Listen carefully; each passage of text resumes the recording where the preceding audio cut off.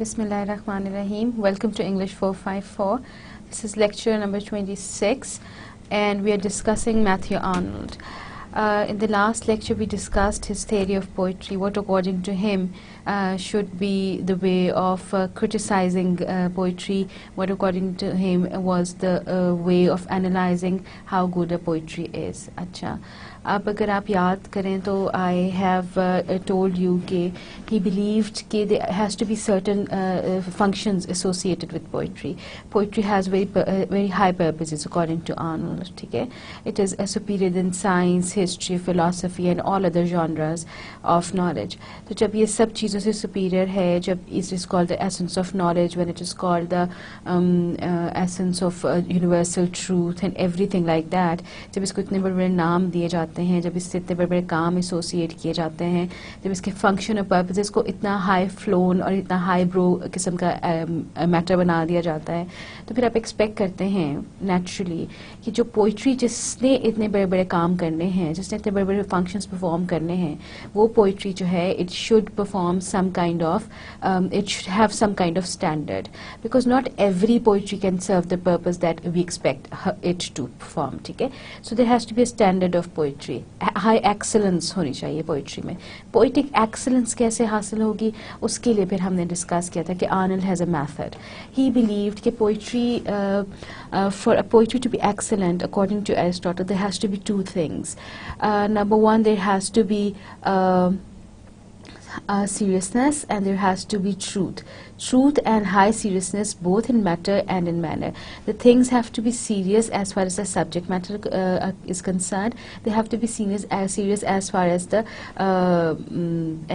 the manner in which it is presented. ठीक है, अगर subject matter serious है तो of course manner भी serious ही होना चाहिए. And similarly the high seriousness of it, the truth and the high seriousness of it according to Aristotle was the most important part. ठीक है ना, तो अगर चीज़ें उनका मैटर भी ट्रूथफुल है तो उसका मैनर भी ट्रूथफुल होना चाहिए, और अगर उसका मैटर जो है अगर जो उसका मैटर है वो हाई सीरियसनेस को फॉलो कर रहा है तो उसका मैनर भी हाई सीरियसनेस को फॉलो करना चाहिए. ये जनरली तो यही केस होता है, because if you dealing with subjects which belong to this genre of high seriousness और विच फॉलो हाई सीरियसनेस, या जिसके जो सब्जेक्ट मैटर है वो बहुत दे रिलेटेड टू नॉलेज और truth, they automatically a grand style follows it. ठीक है, subject matters of a high quality, high level, high rank, they automatically adapt the style which is of their equal, जो उसका contemporary होगा, जो उसके equal होगा, जो उसके बराबर का होगा. ठीक है, अच्छा, फिर इसमें हमने ये देखा था कि आर्नल्ड को जो एतराज़ था वो ये था कि जब भी आप किसी भी चीज़ को क्रिटिसाइज़ करना शुरू करते हैं या उसकी एप्रिसिएशन शुरू करते हैं, क्योंकि यहाँ पे हम क्रिटिकल एप्रिसिएशन को क्यों डिस्कस कर रहे हैं, because we are discussing the function of poetry. अच्छा, फंक्शन ऑफ पोइट्री क्या था कि it has to provide pleasure along with truth, और आर्नल्ड का जो फंक्शन ऑफ क्रिटिसिज्म था उसमें तो मोरालिटी भी बहुत हद तक शामिल थी, because according to him without morality no poetry can serve its purpose, और वो तो पोइट्री को रिलीजन की तरह treat कर रहा है, and he's saying that the poetry has to serve this purpose of moral preaching. अच्छा, we were discussing Matthew Arnold that he has assigned certain functions to poetry, and if the functions are so highbrow, if they are of such high level, then the standard of the poetry should be equal to that the purpose that's supposed to first to serve. तो इसमें poetic excellence आ जाती है. So for the sake of poetic excellence, there has to be some standard. There has to be a touchstone for that matter. There has to be a frame of reference on which you're going to judge the poetry that you are trying to critically appreciate. कि उसमें poetic excellence है कि नहीं है. Poetic excellence आपको क्यों चाहिए, because poetry according to Arnold and according to several other critics, it serves a great purpose to humanity. It gives them the joy and the strength. It also tells them how to live their life. Poetry is not only a source of pleasure, but it's also a criticism of life. It helps us interpret life. तो जब इसके goals, इसके functions इतने high sounding हैं, तो supposedly उसका standard, उसका level भी उतना ही हाई होना चाहिए, ठीक है। तो इसलिए ये जो राइटर्स थे, जैसे मैथ्यू आर्नल्ड सबसे पहले जिसको हम डिस्कस कर रहे हैं, उसने ना ये मेथड कहा कि जब भी हम पोइट्री को, जब हमने ये डिसाइड कर लिया कि there has to be poetic excellence, तो भी डिसाइड कि इसको एनालाइज करना चाहिए। तो जब भी हम उसको एस्टिमेट करने लगते हैं या उसको एनालाइज करने लगते हैं, we have two kind of concerns, two kind of estimates. One estimate is that of the historical estimate. The historical estimate, we consider that the importance of that writer, the particular writer we are trying to discuss, the importance of that particular writer in respect to the development of the literature of his own time. वो अपने time में कितना important था, उसने कोई नई genre literature की discover की, कोई नई form discover की, कोई नई तरह की poem लिखना शुरू की, कोई खास तरह की painting करना शुरू की. That's the historical estimate. And it, of course, the historical importance of a writer or a poet or a painter or an artist, it sways our judgment. It moves us into a certain direction. We tend to think in favor of or against that particular writer. आपके सामने examples हैं Shakespeare की, Milton की, चौसर की, शेले की, Wordsworth की. We do not judge them without having this preconceived bias in our hearts and in our minds. We have been told since we were little children that they're great poets. And they've done great, they've achieved great work, and they have a lot of contribution to English literature. When we have these things at the back of our mind, we expect their work to be great. So we start evaluating their work with this preconceived notion in our mind, okay? So our judgment is impaired, okay? So he says that the first thing that should be kept away while judging a piece of poetry or any piece of literature is the historical estimate. उसको side पे होना चाहिए, ठीक है। दूसरी चीज़ जो कि आपकी जजमेंट को स्वे कर सकती है, मूव कर सकती है, इन्फ्लुएंस कर सकती है, that is the personal estimate. Your personal likes and dislikes, ठीक है। You have a personal affinity towards a poet, you have a personal liking or disliking for a certain poet, you have a personal liking or disliking for a certain poem for that matter, ठीक है। आपको वो appeal कर गई किसी वजह से, आप उसके साथ आइडेंटिफाई कर गए हैं, या आपको लगा है कि it's a story of your life, और it touches a chord in your heart, whatever, for whatever reason, because so many factors influence your likes and dislikes, ठीक है। The mood you were in when you read that poem, the place you were at when you read that poem, like if you are sitting in this foresty green hut of Murray, and the weather is beautiful, there are clouds everywhere, and then you read this daffodils or some beautiful poem, you're going to find it astounding, you're going to identify with it, and you automatically, the climate around you, the atmosphere around you would affect your judgment, would affect your likeness or dislikeness of a certain poem, ठीक है। एक poem जो आपने बहुत गर्मी में traffic में फंसे हुए शोर शराबे के अंदर बैठ के पढ़ी थी, वो आपको उस तरह अच्छी नहीं लग सकती जिस तरह आपको वो पोएम अच्छी लगेगी जो आपने अच्छे एटमॉस्फेयर में बैठ के पढ़ी है। सो आर्नल्ड का पॉइंट ये है कि your historical estimate and your personal estimate, that is your historical judgement and your personal judgement, it does affect the what you call it, the partiality of the critic. So for a critic to be impartial, इन दोनों जो fallacies हैं, इन ये fallacious जो estimates हैं दोनों, historical as well as personal, they should be kept apart, they should be done away with, ठीक है। उसने कहा है कि your criticism should never ever be influenced by the practical view of the things, ठीक है। There has to be a distance, there has to be a difference between what is practical and what is good. Just because you are in debt, or you are impressed, or you are following a certain trend, you should not appreciate a certain writer. A writer or a poet has to be appreciated on the basis of merit, on the basis of the work that is written, on the basis of the creativity.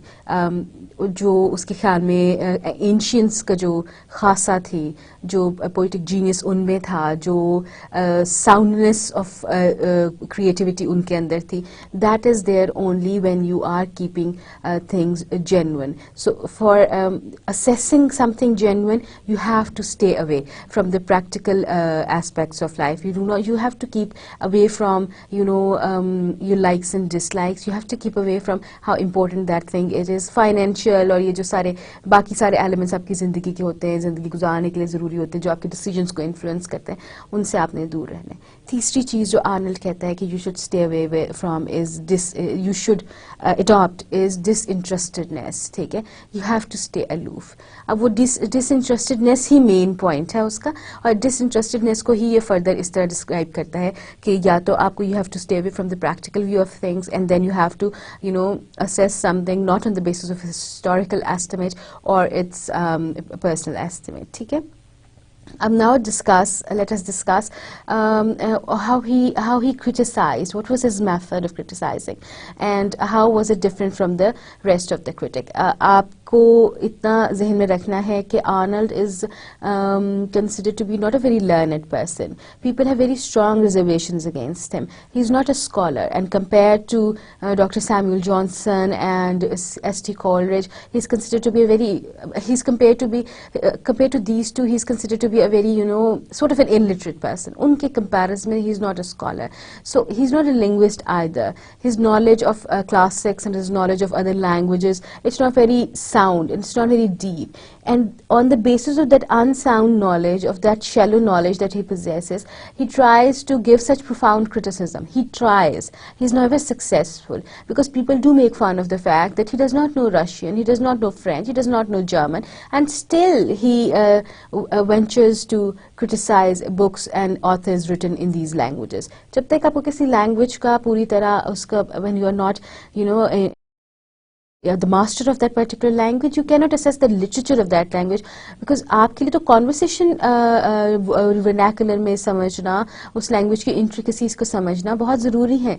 Unless and until you know that, you can't judge a person who is written in that language, and neither you can judge the person nor you can judge the work that he has written. So let's start with today's lecture.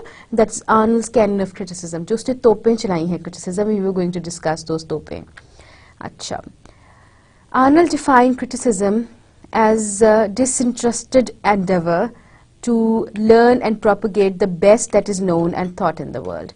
Criticism को बहुत ज़्यादा importance दे रहा है. Basically, Arnold को अगर आप देखें तो he is that kind of a person who is focusing on criticism as an art. जैसे लोग पोइट्री को फॉलो करते हैं, परस्यू करते हैं, या प्रोज को परस्यू करते हैं, उसको आर्ट डिक्लेयर करते हैं, इस तरह Arnold is declaring criticism to be an art form. It is something that you have to learn to do properly. For him, criticism itself is a creative process. That is why he is defining so many things related to it. तभी तो वो कहते हैं कि there has to be this touchstone method. You remember that we discussed that he says that in order to judge the excellence of poetry, there has to be a touchstone method. और वो touchstone method क्या करेगा?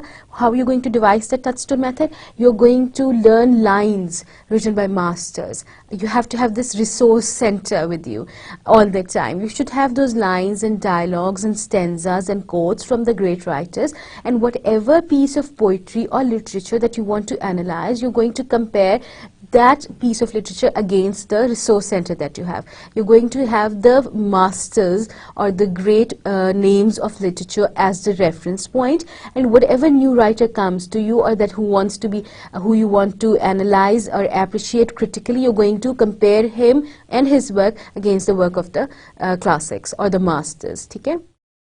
इसमें फिर उसने हर poet को discuss किया है, जिसमें उसने उनको इस काबिल नहीं समझा. Most of them according to Arnold they were not good people, they were not good critics, they were not good writers for that matter. उसने चॉसर को इग्नोर कर दिया, उसने बर्न को इग्नोर कर दिया, उसने ड्राइडन एंड पोप को इग्नोर कर दिया. He didn't consider them classics. उसने चॉसर को कहा कि चॉसर की he has presented life in such a way that is astounding, and that is enduring, and that has existed so far. It means his picture of life was very realistic, but even then he would not consider him to be a classic. Though he has this liquidity in him, though he have this liquid flow of language, though his language is all fluid, it flows beautifully, the verse written beautifully, but he does not have the accent of the classics. He does not have the accent of Milton or Shakespeare or Virgil or Homer. वो उसके बराबर चौसर को कभी भी नहीं लेके आता.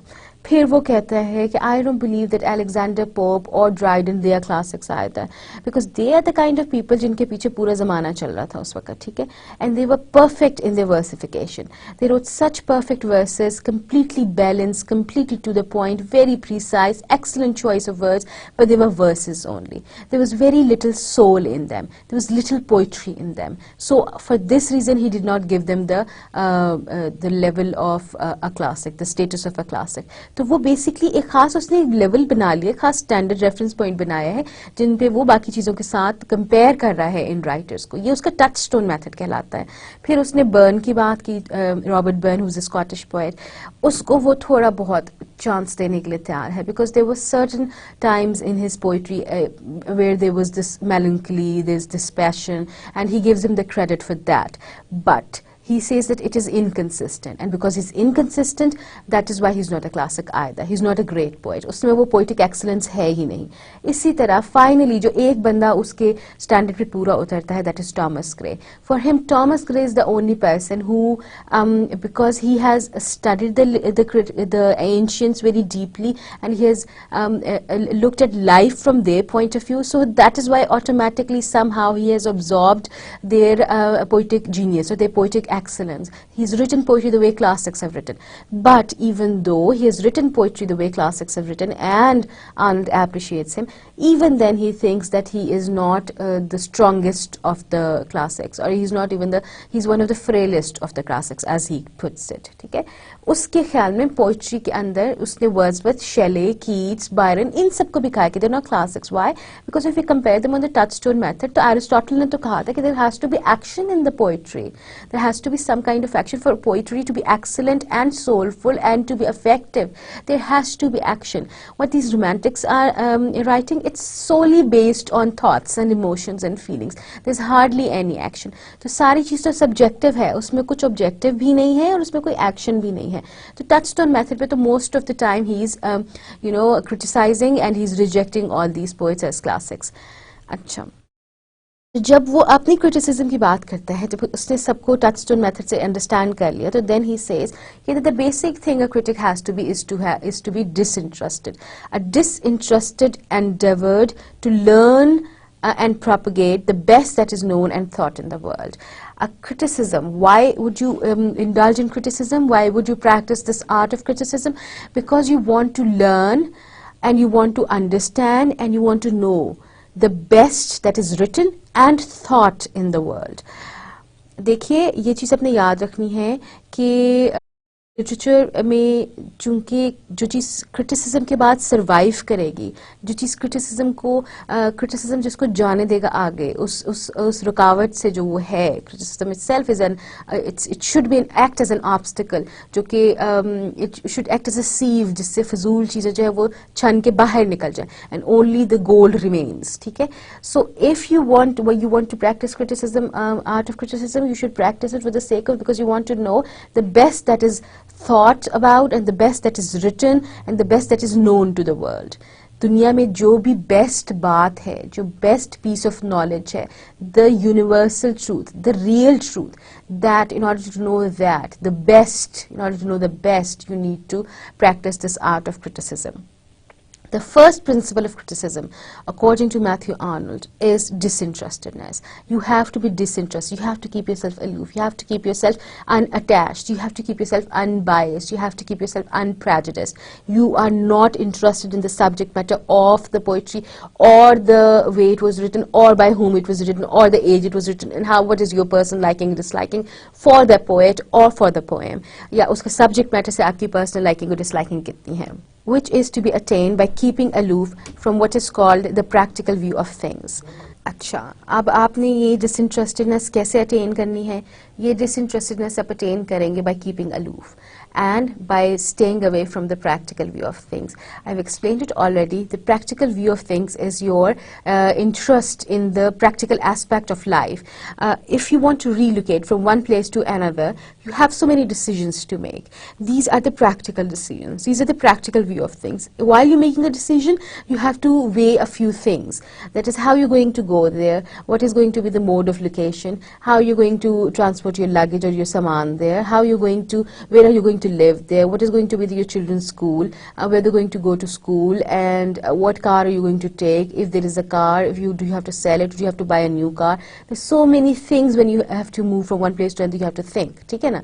Similarly, when you're analyzing something, a piece of literature, you have to analyze it keeping away from the rest of the world. You do not have to analyze because the rest of the world, you don't have to like it just because the rest of the world is telling you that he's a master, he's a classic, he's written beautifully.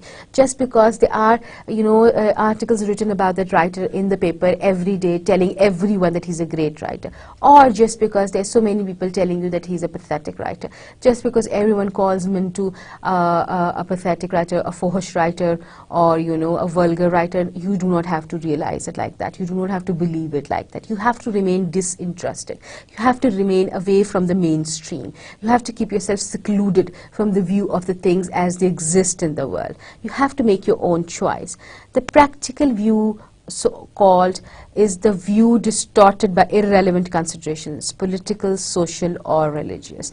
This is the view that this is the decision that you're going to make on political basis, whether, political basis पे फिर ये नहीं है कि वो People's Party का है या नवाज group का है. Political group is that whether he's a socialist, he's a communist, he's a capitalist, on these bases, what kind of affiliation that he has, what kind of a social person is he, does he belong to your society, or does he belong to some other society that you don't like, what kind of ethnic group does he belong to, what is his race, caste, whatever. These decisions should not influence your appreciation of that piece of literature. And what is his religion? If he's a Hindu, you're not going to like Anita Desai. If she's a Bengali, Chitra Banerjee, you're going to ignore her writings and call her, illiterate Bengali. You're not going to you're not going to like Jhumpa Lahiri just because she lives in England now and she has disowned Pakistan. You won't, look down upon Moni Mohsen just because she's a, Fundi, or she's not a Fundi and she's a liberal. So your decisions should not be based on these views of the things. You should not be making these decisions on the basis of the political, social, or religious reasons. Your critical appreciation should be completely different, should be completely dependent on your assessment of the work that you're analyzing right now. Arnold lamented, our organs of criticism are organs of men's and parties, having practical ends to serve. Acha, we have groups. We have schools of thoughts, we have schools of philosophy, we have our own agendas, all of us. एक तरक्की पसंद group है और एक rigid पसंद group है, ठीक है. कन्वेंशनल लोग हैं और लिबरल्स हैं, ठीक है. अब ये जो लिबरल्स हैं उनका अपना एजेंडा चल रहा है, और जो कन्वेंशनल लोग हैं उनका अपना कंजर्वेटिव्स जो है उनका अपना चल रहा है, ठीक है. Our organs of criticism are organs of men and parties, having practical ends to serve, and with them those practical ends are the first thing, and the play of the mind the second. We are the kind of people who would focus on the practical view of the thing first. Does it suit us? Would it be benefiting our cause or our idea? Would we become more powerful? Would we be the ruling party of the literary scene, of the literary world? Would people believe us more? Would we have more following? This is the kind of thing you think these people or we or we think of. We do not tend to decide things on the basis of, how good a piece of work is, but we have these practical things to consider first before we make a decision about the literary excellence or the poetic excellence of a work.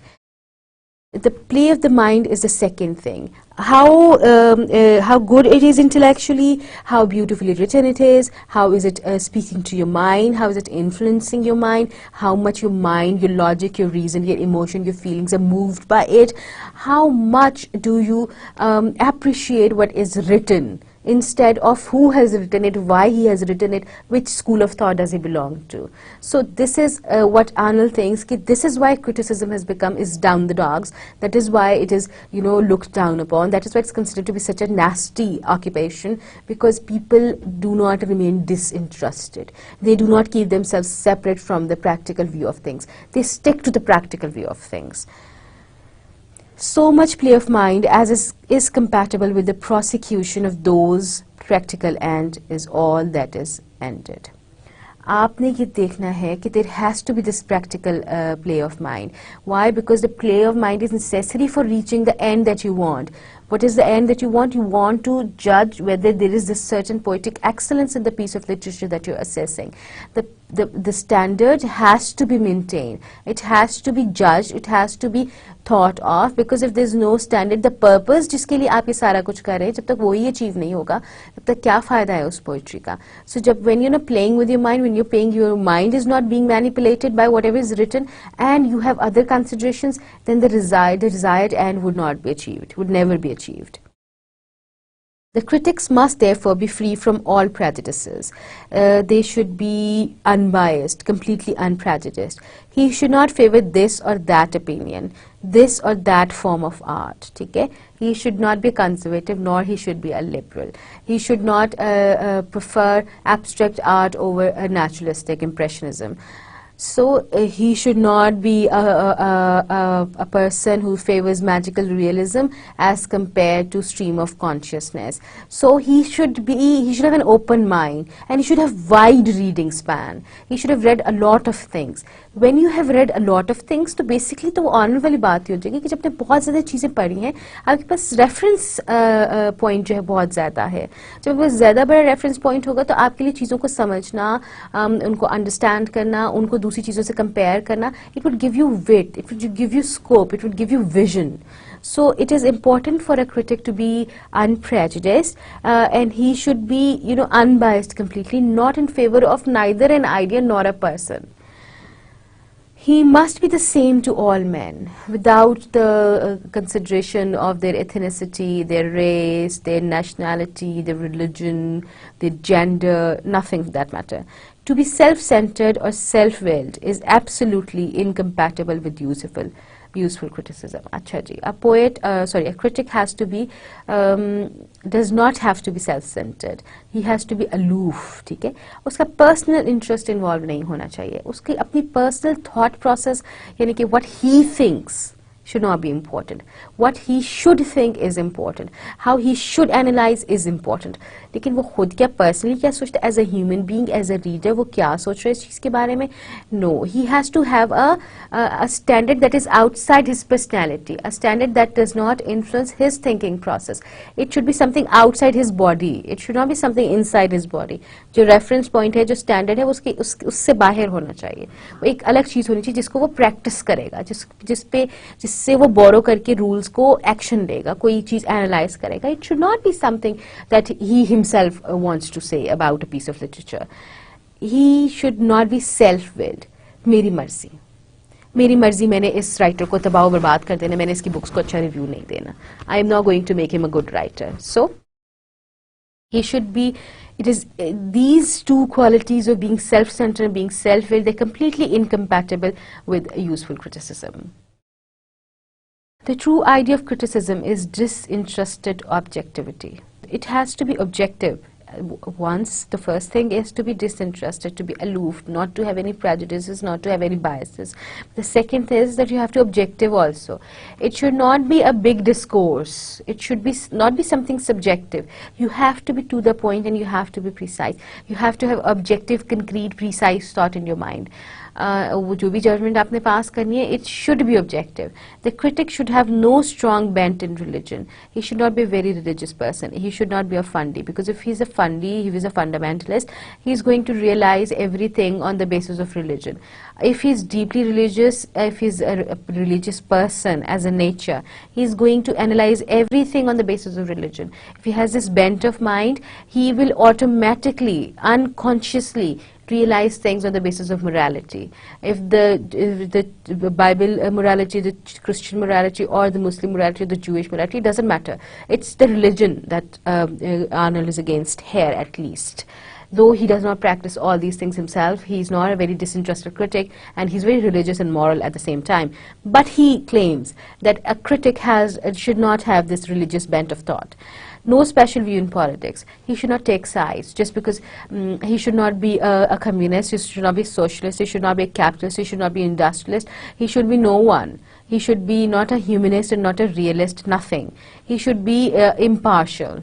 If he has these views, these are his personal views. As far as his occupation as a critic is concerned, he should keep his personal views separate from his personality as a critic. Acha. No art of his own. He should avoid practicing art, any other art form, because if he has some other art form, if he's dabbing his hands in some other art form, then that occupation is going to affect his personality as a critic or his judgment as a critic. He should have no philosophy of his own. उसका अपना school of thought नहीं होना चाहिए. जैसे इस पे basically criticism तो quality words रखते हैं. They had their own school of thought. They had their own philosophy about everything. So when they had their own philosophy about everything, they're going to judge everything on the basis of that philosophy that they have. तो उस philosophy के basis पे उनको बाकी सारे लोग तो गलत ही लगेंगे ना. And no philosophic system to propagate. If they have a philosophic system, they should not be propagating it. Okay, if you have a philosophic system, if you believe in certain things, you should keep those certain things to your personal life, to your private life, to your own mind. Do not propagate it through criticism. Do not take criticism as a mean of propagating whatever you want to say to the world. And do not analyze other pieces of literature, other pieces written by other people to propagate what you think is right. What you think is right is a separate issue. Keep it to that. Write a book and write your philosophy in it. But do not take your personal views and apply it on other people. Do not judge other people's work on the basis of your philosophy. For all these things hinder a free, disinterested play of mind. Play of mind पे बड़ा जोर है यहाँ पे, ठीक है? So the play of mind has to be disinterested. The mental process that is involved here in the analyzing of any piece of literature or poem or painting or piece of prose, a novel, afsana, जो भी है, उसमें there has to be this disinterested mind, unprejudiced, unbiased, objective mind, analyzing without being compromised by any practical view of things or by any personal interest. So the play of mind has to be disinterested, which alone can enable the critic to dwell upon that is excellent in itself and the absolute beauty and fitness of things. If there's disinterestedness, then he would be objective. Then he would be aloof, and then he would see things as they exist. Then he would be able to find out the beauty in things. Then he would be able to see the excellence in the piece he was observing. Then he would see the fitness of the things, how beautiful, how perfect, how creative they are. To put it in the words of Scott James, a critic must be tolerant, dispassionate, balanced, curious, aware that everything is possible and nothing is certain. Very free and a very open mind for a critic is essential. This is said by Scott James. He has to have an open mind and open arms for every kind of things. Every kind of thing is possible in a critic's book. ये भी हो सकता है और ये भी हो सकता है. यहाँ भी कहा जा सकता है और वहाँ भी कहा जा सकता है. ये भी लिखा जा सकता है और वो भी लिखा जा सकता है. कोई चीज़ गलत नहीं है. You have to have an open mind. When you have this open mind, only then you have room for creativity, for appreciating creativity. You will be able to recognize true genius. You'll be able to recognize creative excellence and poetic excellence, जो कि standard poetry होगी, high poetry होगी, and which poetry is going to serve the purpose to humanity, जो सबसे ज़्यादा mankind के काम आ सकती है. इसके लिए you have to be tolerant, you have to accept the views of other people even if you don't agree with that. You have to be dispassionate. You do not have to feel very strongly about certain things. You do not have to get all emotional and all feelingy and all teary about certain things. You have to be you have to have a balanced personality. You should not be a very volatile person. You should not be a very impulsive person. You should not be a very angry person. You should not be bitter. You should not be a very laid down, laid back sort of person. You should be curious. You should want to learn more. You should be able to have the ability to understand the fact that there are certain things that you do not know and you want to know. That you should have the ability to go and learn the answers, to look for the answers, and you should be aware of the fact that everything is possible in this world and there's nothing certain in this world. Everything can happen and everything can change. So if you have this open mind, look at this, how open this mind is, which is tolerant, which is dispassionate, which is logical, it means, which is balanced, it is neither angry nor very happy, which is curious, wants to learn more, who's aware of whatever is happening around him, and who knows that everything is changeable and everything is possible. कोई चीज दुनिया में permanent नहीं है और कोई चीज certain नहीं है और सब चीजें हो सकती हैं. इस तरह का पर्सन अगर होगा तो of course he is going to be a very very good critic. अच्छा, Arnold recommends the study of the ancient Greek masters because they possess this quality of disinterested objectivity in an absolute degree. Because यही बात हमने शुरू में discuss की थी जब हम क्लासिक्स की क्वालिटीज पढ़ रहे थे कि जो लिटरेरी क्लासिकल क्रिटिक्स थे they had this objectivity in them, ठीक है, और जिसको आर्नल्ड बहुत ज़्यादा एप्रिशिएट कर रहे हैं. वो कह रहे हैं कि they had this disinterested objectivity. देखिए जब हमने पढ़ा था ancient critics तो हमने ये डिसाइड किया था कि वो कहते हैं कि there has to be certain precision about how life is presented. जो subject matter होगा it has to be very precise, it has to be very compact, it should have a geometrical precision की बात हमने की थी कि उसमें कोई रूम नहीं होना चाहिए सब्जेक्टिविटी के लिए, उसमें कोई रूम नहीं होना चाहिए कि जो पोएट है वो अपनी इंटरप्रिटेशन डाल सके या जो रीडर है वो भी अपनी इंटरप्रिटेशन दे सके. It should B clear cut black and white truth presented. 2 + 2 = 4, बस बात खत्म. ये जरूर आप उनको बता रहे हैं कि 2 + 2 = 4 होता है, ठीक है. So he is following those Greeks or the ancient Greeks or the ancient classic. Why? Because he thinks that because his point is that of disinterested objectivity, so they support जो ancients थे they also practice the same thing. And he says कि उनकी इस चीज में excellence थी और उनके बाद ये चीज कभी इतनी अच्छी तरीके से follow नहीं हो सके. Disinterestedness then is the first and the greatest rule of criticism. इस basis पे उसको लगता है कि ये पहला rule है और सबसे important rule है criticism का. If you have achieved disinterestedness, you are supposed to be a good critic. With these goes knowledge. A critic cannot be disinterested unless he is well equipped with knowledge. Knowledge of the best that has been thought and said in the world. In order to be disinterested, you should know there has been a lot of things written in this world. A lot of thought process has gone into this world. So many great philosophers and so many great poets and so many great names have been, come and gone. They have gone. So a critic, in order to be disinterested, has to have this wide amount of knowledge. Should be familiar with a vast number of books and things written. तो जब वो जितना ज़्यादा वो knowledgeable होगा, जितना ज़्यादा उसके पास इन्फॉर्मेशन होगी, उतना ही ज़्यादा वो डिसइंटरेस्टेड होगा, उतना ही ज़्यादा उसको अंदाज़ा होगा कि कितना कुछ लिखा जा चुका है और कितना कुछ होता है और कितना कुछ हो सकता है. The best not from the standpoint of a personal estimate or from that of a historical estimate, but from the standpoint of genuine intrinsic excellence, unprejudiced by any consideration of personal likes and dislikes or by those of place and time. अच्छा, तो जो excellence जिसको आप ढूंढ रहे हैं, जिसको वो क्रिटिक ढूंढ रहा होगा, वो एक्सलेंस होगी जिसको कोई पर्सनल एस्टिमेट इन्फ्लुएंस नहीं कर रहा, जिसको कोई हिस्टोरिकल एस्टिमेट इन्फ्लुएंस नहीं कर रहा, बल्कि वो जो है वो इनबिल्ट एक्सलेंस है, inbuilt greatness of that piece of work है. वो सर्वाइव कर गया है test of time, so that in itself tells you कि it has something inside it, it has some quality, और उस क्वालिटी की वजह से it has stood the test of time. Arnold firmly adheres to the cosmopolitan view of criticism. ठीक है, he's the social animal kind of thing. शहरी जो होता है, cosmopolitan is associated with the city. Cosmopolitan view of criticism. He wants to lift criticism above the barriers of time and place. He wants to say कि criticism should be much above than the barrier of time and space. कि कुछ लोगों को आप criticize कर सकते हैं, कुछ लोगों को आप criticize नहीं कर सकते, कुछ eras को आप criticize कर सकते हैं, कुछ तो masters हैं और वो they are beyond criticism. The critic must know the best that has been thought and said. ये बात बार हो रही है, लेकिन ये कि उसकी basis ये थी कि in order for him to be able to judge, he should have a vast amount of knowledge. He should have a vat of knowledge. If he does not have that vat of knowledge, how is he going to compare? Because उसने तो Touchstone Method apply करना है, और Touchstone Method apply करने के लिए ज़रूरी है कि उसकी बहुत ज़्यादा reading हो, उसने बहुत से writers को पढ़ा हो, उसको बहुत सी चीज़ें आती हों. Unless and until उसको बहुत सी चीज़ें आती होंगी, वो कैसे judge करेगा दूसरे लोगों को? Both in ancient and modern times, उसका जो मुताला है, जो उसकी reading है, it should not be confined to only one era. ये नहीं कि वो सिर्फ ancients को पढ़ता हो, या ये भी नहीं कि वो सिर्फ modern writers को पढ़ता हो, बल्कि there has to be a combination in his personality of both the modern and the ancient writers. not only in his own language but in the languages from which his native literature is derived.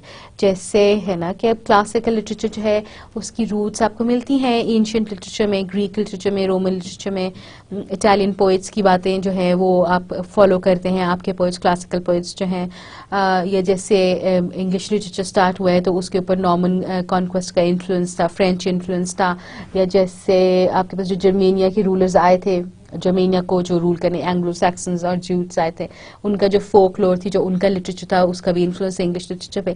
So in order to understand it completely you do not have to know the language that you studying the literature in, but you also have to know the roots as well. वो literature भी आपको आना चाहिए और वो जबानें भी आपको आनी चाहिए जिनकी बेसिस पे आपका लिटरेचर जो है वो इस स्टेज तक पहुंचा है. दो ये चीज आर्नल्ड पे खुद अप्लाई नहीं होती. He was not very well versed in a lot of languages and he was doing criticism without being well versed in those languages. But कहने में क्या जाता है, कह दो. Both in ancient and modern times, not only in his own language, but in the language from which his native literature is derived, and those which are producing literature concurrently. और वो ज़बानें भी आनी चाहिए, वो ज़बानें भी पढ़नी चाहिए, और वो लिटरेचर पढ़ने के लिए जो आजकल के ज़माने में आपके टाइम पे आप ही के लैंग्वेज के साथ लिटरेचर प्रोड्यूस कर रहा है. जैसे इंग्लिश लिटरेचर है, फ्रेंच लिटरेचर है, जर्मन लिटरेचर है, रशियन लिटरेचर है, ये सारे लिटरेचर प्रोड्यूस हो रहा है और साउंड लिटरेचर प्रोड्यूस हो रहा है. So in order to understand you have to understand those languages as well. So you should not only know English, but you should have a knowledge of Latin and Greek, but also at the same time you should have knowledge of French and German and Russian in order to have a full view, in order to have this reference point, in order to have to be able to understand from where literature is coming from. इनके वो उसका जो base है, context बन रहा है दुनिया में लिटरेचर का, जो ओरिजिनेट हो रहा है डिफरेंट जगहों से, उनमें क्या चीज़ें सिमिलर हैं, कौन सी थॉट स्ट्रीम्स, थ्रेड्स जो हैं वो सिमिलर हैं. ये सब कुछ पढ़ने के लिए आपको इन सब चीज़ों का लिटरेचर पढ़ना पड़ेगा, इन सब ज़बानों का, और लिटरेचर पढ़ने के लिए आपको ये सारी ज़बानें सीखनी पड़ेंगी. तो क्रिटिक बनना according to Arnold is not a small feat. आपको बहुत कुछ आना चाहिए इसके लिए. जैसे पोइट बनना इतना मुश्किल है तो क्रिटिक बनना भी बहुत मुश्किल है. आपका नॉलेज बहुत ज़्यादा होना चाहिए, आपकी रीडिंग बहुत ज़्यादा होनी चाहिए. You should be a master of several languages and you should be well versed in these languages in order to understand the literature of that language. क्योंकि literature is the highest art form और उसमें जो creativity है वो language भी कोई बहुत आसान वाली नहीं होगी, वो language भी highest form पे होगी वहाँ पे. बिकॉज ये तो वर्ड्सवर्थ को फॉलो नहीं कर रहे सारे लोग की लैंग्वेज रस्टिक लैंग्वेज होगी, ऑर्डिनरी लैंग्वेज होगी या रियल लैंग्वेज होगी. It's going to be literary language. So literary language किताब की जबान समझने के लिए you have to have a complete knowledge of that language. So for being a critic there are quite a few prerequisites. It is thus by the comparative method, by seeing how others do what we also are impelled to attempt, that provinciality is avoided. Just when you have universality, just when you're comparing yourself to other people, then this provinciality will be overlooked or can be avoided. Provinciality होता है कि वो कुएं का मेंढक बन के बैठे रहना, या अपने इलाके की बात करते रहना, ये कहते रहना कि बस जो सराइकी में शायरी हो रही है, या जो पुठवारी में शायरी हो रही है, या जो बलोची में शायरी हो रही है, बस वही शायरी है. ठीक है, ये जो हमारी पार्टी ने कह दिया बस वही असली बात है. So you have to, in order to be universal, you have to avoid provinciality. और प्रोविंशियलिटी के बहुत अगेंस्ट है because he is propagating disinterestedness. और प्रोविंशियलिटी जो है वो डिसइंटरेस्टेडनेस के लिए की राह में बहुत बड़ी रुकावट है. Criticism must be an antidote. Parochialism. He severely criticized the provincial spirit in his essay on the literary influence of academies. The provincial spirit, he says, exaggerates the value of its ideas for want of a high standard at hand by which to try them. जो provincialism है, ये अपनी party को propagate करना है, ये अपनी बात को propagate करना है, अपने ग्रुप को propagate करना है, अपने अग्राइंग को propagate करना है. ये जो चीज़ है ना, इसकी वजह से हमारे स्टैंडर्ड्स लो हो जाते हैं. If you maintain high standards, if you are having any standards at all, you have to be impartial. You cannot be provincial and maintain standard at the same time, because you have to give room to the other person just because he belongs to your part or he belongs to your group. Or rather, for want of such a standard, it gives no idea too much prominence at the expense of others. Just because something is said by someone belonging to the other group or to the other party or to the other school of thought, even if you find it original, even if you find it impressive, you would not give it the right due. Because why? Because it is not said by someone from your side or someone with whom you agree, someone with whose philosophies you agree or with whose creative process you agree. So ये provincialism जो है, it's a very big flaw in a critic. In order, it orders its ideas amiss, it is hurried away by fancies, it likes and dislikes too passionately, too exclusively. Provincialism की वजह से आप ideas miss कर देते हैं, अपने ideas गलत form करते हैं. अच्छा, your ideas, you're hurried away by fancies, ठीक है, you have these wrong notions about yourself. It likes and dislikes too passionately. आप बहुत ज़्यादा emotional हो जाते हैं, बहुत ज़्यादा passionate हो जाते हैं अपनी choices के बारे में, अपनी likes और dislikes के बारे में. And you are become too exclusive. You do not have this broader vision then. You're stick to a certain group of people. Its admiration weeps hysterical tear, ठीक है, and its disapprobation foams at the mouth. When you are being, when you, provincialism की बात हो रही है, when you admire someone, आप hysterically रोते, इतनी यानी कि आपकी उसमें इतने जज्बा होता है उसको पसंद करने और करवाने का, you start weeping for it, you become so emotional. जो होते हैं ना कि अब I don't have the exact word for it, but कि कुछ जिद से, कुछ बेचारगी से, कुछ why don't people realize how good this is? तो admiration में आप इतना ज़्यादा आगे चले जाते हैं कि आप impartially सोच ही नहीं रहे होते. And it's disapprobation, if you do not approve of something, you start foaming at the mouth. मुंह से झाग निकलना शुरू हो जाता है, गुस्सा आना शुरू हो जाता है अगर कोई आपके बंदे को बुरा कह देता है, आपके आइडिया को, आपकी स्कूल ऑफ थॉट को बुरा कह देता है. So we get the eruptive and the aggressive manner in literature. As a result of this process of provincialism, eruptive and aggressive manner आ जाता है. The former prevails mostly in our criticism. You erupt. आप automatically जो दूसरा school of thought है उसकी धज्जियां उड़ा देते हैं. आप कहते हैं कि ये तो बकवास करते हैं, इनकी बात सुनने की जरूरत ही नहीं है. और the latter is an newspaper, aggressive manner. जब आप अखबारों में बड़े बड़े मजमून देखते हैं कि वो एक ख़ास स्कूल ऑफ थॉट की उन्होंने उसमें बेइज्जती की होती है और उसकी बहुत ज़्यादा गलतियाँ निकाली होती हैं, बहुत ज़्यादा क्रिटिकल होके, and it's not even justified.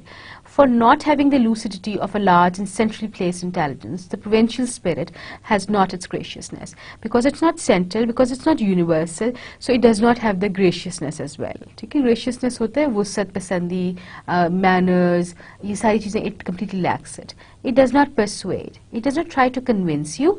It makes war. It rages war. वो आपसे लड़ाई करना शुरू कर देंगे, वो आपसे बहस नहीं करेंगे, वो आपसे लड़ाई करेंगे. It has no urbanity. Urbanity is the polish, basic शहरों की जो polish होती है. The tone of the city, of the center, the tone which always aims at a spiritual intellectual effect, not excluding the use of banter, never disjoins banter itself from politeness, from felicity. जो provincialism है ना, it has so many disadvantages that whenever it starts an argument, it ends in a war. It has no urbanity, it has no polish, it does not have the tone of the city. शहर की tone नहीं है. जो शहर की tone होती है उसमें एक स्पिरिचुअल और एक इंटेलेक्चुअल इफेक्ट होता है, उसमें बैंटर भी होती है, लफ्जी तबादला भी होता है, जुमलेबाजी भी होती है, नोक झोंक भी होती है. बट वो जो नोक झोंक होती है उससे पोलाइटनेस कभी ख़त्म नहीं होती, उससे मैरीमेंट भी कभी ख़त्म नहीं होती, खुशी का एलिमेंट भी ख़त्म नहीं होता, हंसी का एलिमेंट भी ख़त्म नहीं होता. It stays there. The discussion has to be an intellectual discussion. It's not being done to, prove someone wrong, and it is not being done to make someone, look bad. So, ये जो चीज़ है ये provinciality की वजह से ख़त्म हो जाती है. Arnold criticizes the deficiency of the knowledge of the best that has been taught and said in the world in England. We know as a nation laudable energy and persistence in walking according to the best light that we have, but are not quite careful enough, perhaps to see our light to be not darkness. अच्छा, वो कहता है कि हम English लोग जो हैं, we consider ourselves very lucky and very persistent and all that. We have our own light, we have our own critics and everything, and we prefer to walk in their light. वो ऐसे कह रहा है कि हमारी अपनी light भी है और हम उस लाइट में चलते हैं, लेकिन हम बहुत ज़्यादा केयरफुल नहीं हैं, और हम बहुत ज़्यादा केयरफुल नहीं हैं इसलिए हम ठोकर खाते हैं, इसलिए हमें चोट लगती है, क्योंकि जो हमारी क्रिटिक्स की लाइट है, जो हमारी राइटर्स की क्रिएटिव जीनियसेस की लाइट है, वो बहुत ज़्यादा नहीं है, कोई सवेरा नहीं हो जाता उससे, कोई सूरज नहीं निकल आता. The light is there, he is not ignoring it outrightly and he's not rejecting it outrightly. The light is there and you can walk by that light, but the light is not that bright. So you have to be careful when you're working. So when you have to be careful, you have to make your decisions, your choices, your analysis, and your appreciation on the basis of, being very careful while you're doing it, to see that our light not to be darkness. जो हमारी light अगर वो कम भी है, it should not turn into darkness. It should not become, the darkness of impertinence. It should not become the darkness of obstinacy. We should always have an open mind and an open heart. We should always be able to judge ourselves, to analyze ourselves, and to, correct ourselves. Because you have to have the spirit of curiosity, and you have to have the spirit of believing that everything is possible and nothing is certain in the world. That is why Arnold insists on a vast knowledge, a knowledge which may show the critic the true light of reason. When you have more knowledge, जितना ज़्यादा आपका exposure है, जितनी ज़्यादा आपने चीज़ें पढ़ी हैं, उतनी ज़्यादा आप सुकून में आ जाते हैं, उतना ज़्यादा आपको एहसास होता है कि हाँ ये भी हो सकता है दुनिया में, ठीक है. जितना बंदा जितना ज़्यादा exposed होता है, वो उतना कम शॉक होता है, उतना less passionate होता है, ठीक है. जब आपने पहली दफ़ा कोई चीज़ देखी होती है, पहली दफ़ा कोई नई चीज़ देखी होती है, आप बहुत ज़्यादा इमोशनल होते हैं, आप बहुत ज़्यादा jumpy and happy and bouncy होते हैं उसको देख के. Something good happens to you for example. जब आपके साथ ये रेगुलर बेसिस पे हो रहा है, जब आप रेगुलर बेसिस पे अच्छी चीज़ें ऑब्जर्व करते हैं, रहते हैं, अच्छा रहते हैं, खाते हैं, पीते हैं, पहनते हैं, तो ये आपके लिए रेगुलर चीज़ बन जाती है और आप सुकून में आ जाते हैं, चिल मोड में चले जाते हैं. तो ये चिल मोड जो है ना, ये लाना क्रिटिसिज्म में बहुत ज़रूरी है. और क्रिटिसिज्म के केस में चिल मोड कैसे लाया जा सकता है कि आप बहुत ज़्यादा एक्सपोज करें अपने आप को लिटरेचर से. जितनी ज़्यादा आपकी रीडिंग होगी, उतना ज़्यादा आपके सामने चीज़ें आएंगी, डिफरेंट तरह की चीज़ें आएंगी, डिफरेंट एंगल से आएंगी, और फिर आपको कोई भी चीज़ शॉक नहीं करेगी. हर चीज़ के लिए आपके अंदर एक एक्सेप्टेंस होगी. वो एक्सेप्टेंस लाने के लिए there has to be this vast knowledge, a bank of knowledge this critic should have. But Arnold was at the same time fully alive to the dangers of a vast load of learning. ठीक है, but there's a danger to it as well. There is a pitfall. He does not recommend the learning of everything. You have to choose wisely. You can't learn everything. You just can't read every book in the world. He confirms himself only to the best. He says that I'm going to confirm myself, I'm going to attach myself, I'm going to read, I'm going to get knowledge from only the best. अब ये best की term जो है ये relative हो जाएगी. फिर आपका best मेरे best से बहुत different होगा, और आप मेरा best आपकी best से different होगा. The critic has to use his own discretion here. He has to decide for himself. He has to decide what the sensible choice would be. He has to select and assimilate the best. He has to choose which person is the best. He has to assimilate. वो खुद से absorb करेगा, उसको पढ़ने के बाद decide करेगा कि हाँ ये person है, इससे मैं knowledge ले सकता हूँ, इससे मैं sense ले सकता हूँ, इससे मैं truth ले सकता हूँ. I should continue to read this person. I should continue to analyze this person, to gain from this person. Sometimes a critic is attempted to magnify the achievement of a very minor poet simply because the poet happens to occupy an important position from the historical estimate. This is not wise. ये बात हम पहले भी कर चुके हैं वैसे कुछ कई दफ़ा ऐसा होता है कि पोइट इतना इंपॉर्टेंट नहीं होता, लेकिन हिस्टोरिकली वो प्लेस्ड इस तरह होता है, या उसने इस तरह के कनेक्शंस अपने बनाए होते हैं कि वो पोइट जो है वो बहुत ज़्यादा इंपॉर्टेंट साउंड करना शुरू कर देता है, या वो ऐसे टाइम पे आया होता है हिस्ट्री ऑफ लिटरेचर में कि you can't possibly ignore it. So for Arnold a critic should be able to analyze that, should be able to discern that kind of poet, and she should be able to disregard this kind of poet. In spite of his historical importance, he should be overlooked, he should be judged impassionately, and he should be given his due. Arnold sounds a warning against the historical estimate. A poet or a poem may count to us historically. ठीक है, वो historically important हो सकती है, poet भी important हो सकता है, poem भी important हो सकती है. The course of development of a nation's language, thought and poetry is profoundly interesting. And by regarding a poet's work as a stage in this development, we may easily bring ourselves to make it of more importance as poetry than it in itself really is. We may come to use a language of quite exaggerated praise in criticizing it, in short, to overrate it.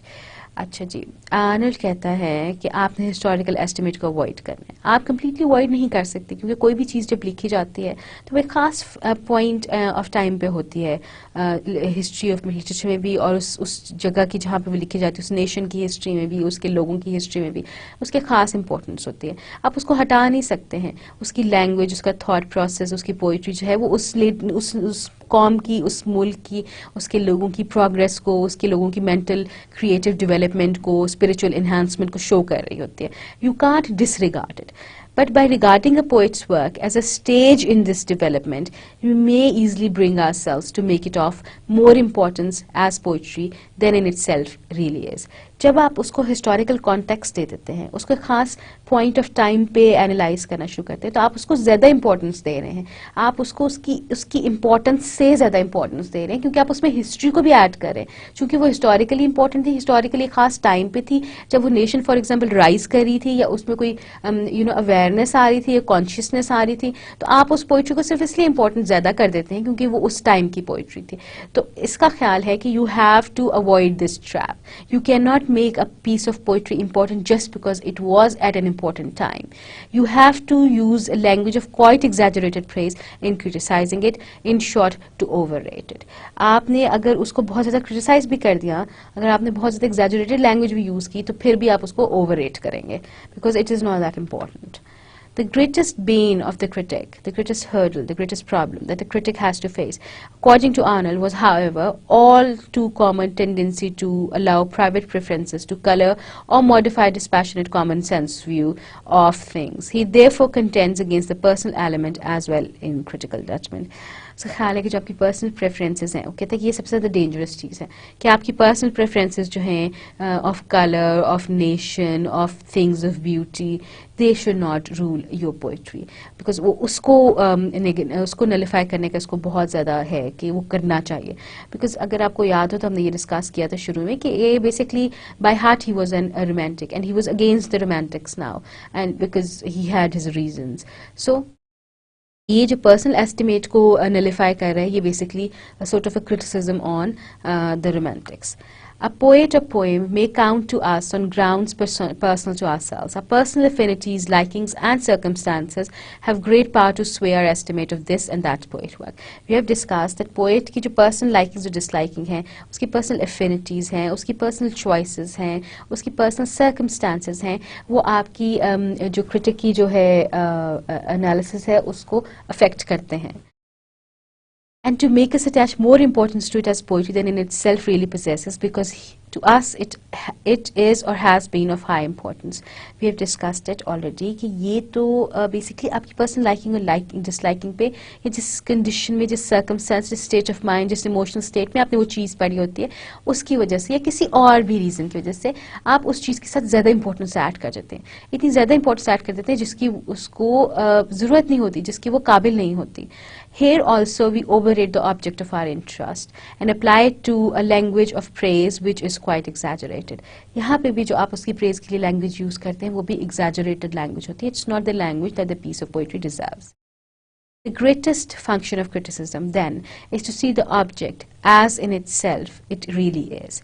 आपने चीज़ों को objectively देखना है without this tinted rose glasses. ठीक है? It should never relinquish its vision of what might be or can be. You should be able to analyze कि ये क्या लिखा है और ये क्या हो सकता था. It should simply satisfy itself with what is criticism, must maintain its independence of the practical spirit and its aim. Criticism क्या होगा कि वो अपने practical aim को जहन में रखे कि उसने poetic excellence को ढूंढना है, उसने कुछ standard develop करना है poetic excellence का, तो उसका purpose है खास. So while you're criticizing something, you should keep that aim in mind. Even with well-meant efforts of the practical spirit, it must express dissatisfaction if in this affair of the ideal they seem impoverishing and limiting. Achha, if there has been certain efforts made and they're made in the most practical of the spirit, but if you find it lacking, you should just say it out loud. It must not hurry on the goal because of its practical importance. It must be patient and know how to wait, and flexible and know how to attach itself to things and to withdraw for them. Criticism के लिए सारी चीज़ें बहुत ज़्यादा ज़रूरी हैं. Waiting का process होना चाहिए, गोल जो है वो जहन में रखना चाहिए. It should be patient, it should know how to wait, it should be flexible as well. If he thinks he has to reconsider his decision, he should be able to, and he should be able to know how to attach himself to certain things and how to withdraw from them, how to attach himself to an idea and how to say that now I do not believe in this. He should have the ability to do that. Criticism should perform, according to Matthew Arnold, even more difficult things than this. It must be apt to study and praise elements that for the fullness of spiritual perfection are wanted. Even though they belong to power which in the practical affair may be malfashioned, it must be apt to discern the spiritual shortcomings or illusions of powers that in the practical affair may be beneficent. It should be able to differentiate between the powers that are creating that are responsible for the creative process. It should be able to study and praise the elements जो कि आपकी poem में spiritual perfection लेके आ रहे हैं, spiritual fullness लेके आ रहे हैं. अगर वो हैं या वो नहीं हैं, it should be able to discern the two things. It should be able to distinguish whether this element is present or not. Another function of criticism, according to Arnold, is to create a current of true and fresh ideas. ठीक है, अगर पता हो कि criticism ठीक तरह से हो रहा है तो नए और positive ideas, innovations literature में होती रहेंगी. Its business is to do this with inflexible honesty. You have to be very honest. It should not be, dependent on your likes and dislikes, of course, again and again. With due ability, but its business is it to do no more and leave alone all questions of practical consequences and applications, questions which never fail to have due prominence given to them. It should be able to appreciate literature for the sake of it. Practical consequences को उसने जहन में नहीं रखना, क्योंकि practical consequences को आप जितनी ज़्यादा importance देंगे उतने ज़्यादा important हो जाएंगे. अगर आप उनको ignore करेंगे तो वो completely ignore भी किए जा सकते हैं. Scott James has rightly remarked that Arnold's criticism was on the way to become a branch of social reform. His criticism was like a social reform. He was trying to bring about a change in the society. And perhaps it was for this reason that his doctrines readily took root in England. Because log were sometime of the society of England, they were ready for some kind of social reform. So it just, it just got like wildfire. हर बंदे ने इसकी criticism की जो theory थी उसको adopt कर लिया. Appealing to his practical English mind, which he had himself so sternly criticized. Though he does not approve of the practical English mind. English, they're very practical people and they're very snob at the same time. So, but even though he criticized that practicality of English mind, it is this very practicality of English mind that caught hold of this idea and propagated it. It came to pass that the apostle of disinterestedness appealed to the apostles of betterment. Those who wanted to improve things, to make things better, for them this thing of disinterestedness, it appealed to them. Because, they believed कि जब हम ये होगा ना हमारे ज़हन में कि we are disinterested, we are aloof, we are going to do things for the sake of doing something good. हमारे बाकी सारे views, personal likes, dislikes, prejudices, उन सबको अगर हम हटा के सिर्फ एक goal रखेंगे तो फिर हमारे लिए betterment के chances हैं.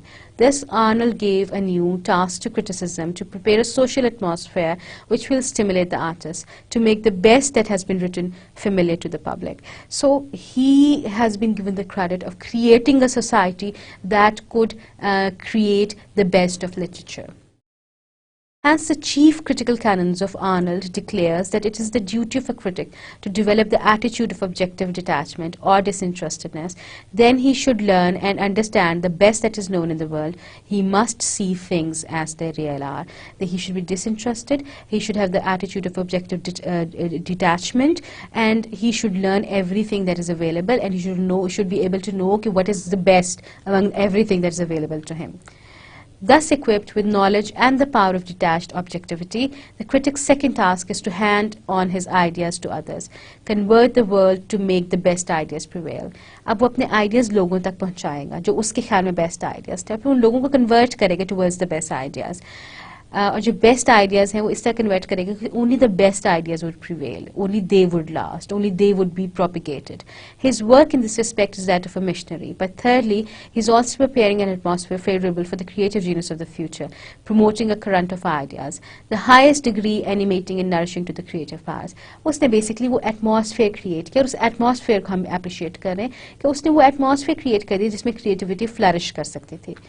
A critic, according to Matthew Arnold, is a man of culture, concerned with all aspects, scientific and aesthetic.